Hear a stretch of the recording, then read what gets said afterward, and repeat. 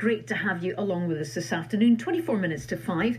Now, global exports of Scotch whisky fell by more than £1.1 billion during 2020. The export figures are the lowest they've been in a decade, as the combined impact of COVID-19 and the 25% tariff in the United States hits distillers hard. Well, let's talk to Graham Littlejohn, who's Director of Strategy and Communications at the Scotch Whisky Association. Graham, good afternoon. Good afternoon. That is a eye-watering figure. You must be gutted. It's been a hugely challenging past year for the Scottish whisky industry. I mean, the impact of the COVID-19 pandemic is not surprising on a global industry the size of the Scotch whisky industry. We export to 180 markets around the world, and all of those markets, to one degree or another, have been impacted by the pandemic. The large closure of parts of hospitality, the shutdown of airport retail, as well as the reduction in trade, that all hurts Scotch whisky exports.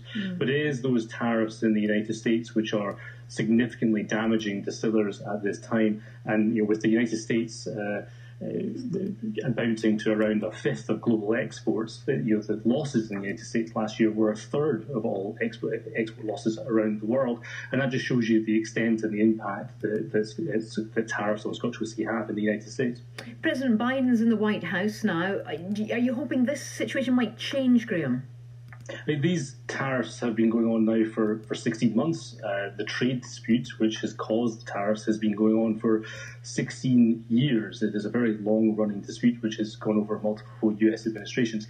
The Biden presidency gives a chance to reset that to a degree, and the industry is looking forward to the new US trade representative being confirmed by the Senate next month, and we hope that is going to be an opportunity to get the tariffs off Scotch whisky. We are effectively paying the price for subsidies which have gone to the aerospace industry, and that cannot go on. It's an unsustainable situation, with the industry having already paid over £500 million in tariffs to the United States over the last 16 months. Those tariffs have to end now because they are significantly damaging the Scotch whisky industry. Just briefly, what about sales at home here in Scotland and the UK, Graham? We've also been impacted in the UK. Obviously, hospitality has suffered during the pandemic. We hope to see a safe return to hospitality very soon because, of course, Scotch whisky it plays a significant role in Scotland's hospitality and tourism offer. And it's important that we get a good domestic season under our belt this year and then welcome international tourists back when we can. A ray of hope. Producer Dom Graham says that he's certainly not bought less whisky in the last year or so he's certainly with you. And we can speak now to Ian Houston, who serves as a consultant and ambassador for the Scottish Business Network. Hi, Ian. Good to have you back on Drive Time. You were listening to what Graham was saying. How likely are we or not to see changes to that 25% tariff Graham was saying is so crippling? Well, first of all, thank you so much for having me on. Happy Friday to you. Happy weekend to everyone. SWA does such fantastic advocacy work, so there's a lot of information on their website.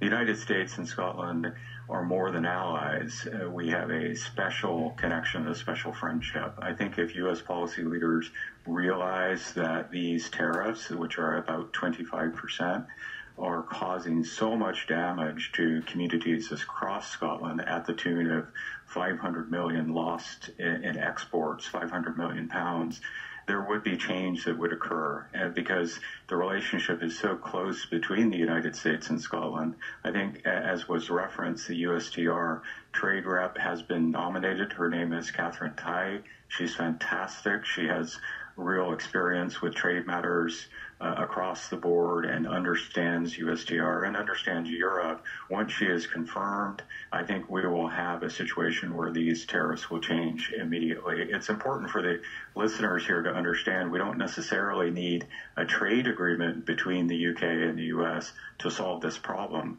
This problem can be solved now. And I think, again, if U.S. policy leaders who have a real fondness and desire to cultivate this relationship with Scotland realized how deeply these tariffs were impacting a special friend and a special relationship, they would change them tomorrow. Graham, are you still with us, Graham Littlejohn? Yeah. Were you listening to Ian? I was indeed. What did you make of that then? I think Ian's absolutely right. Catherine Tai coming in is an opportunity to reset this. This dispute cannot go on forever. It is a very complex dispute where We don't dispute that. It is between the United States, between the UK, between the European Union. But what is not fair is that distillers in Scotland and cashmere producers in Scotland are having to pay the price for these aerospace subsidies. So we can use the new administration as an opportunity to reset this. The International Trade Secretary, Liz Truss, has already committed to go and see Catherine Tai at the earliest possible opportunity, and we back her in doing so. But right now we need some support from the UK government to stop the damage to the industry, and that can start on the 3rd of March with a cut to excise duty for Scotch whisky. Very briefly, Ian, what would your prediction be for the next year for what might happen to tariffs? They will change. I think early on in the new year, with a Biden administration that's committed to multilateral relationships and working with partners, this will be solved very quickly. And once Catherine Tai is in place, which will be fairly soon, I think we'll have an immediate adjustment of this problem. Okay, some hope there. Well, pleasure to speak to you both, gents. Graham Littlejohn from the Scotch Whisky Association and Ian Houston, who serves as the ambassador for the Scottish Business Network. It is 18 minutes to 5. This is Drive Time with Fiona Stalker.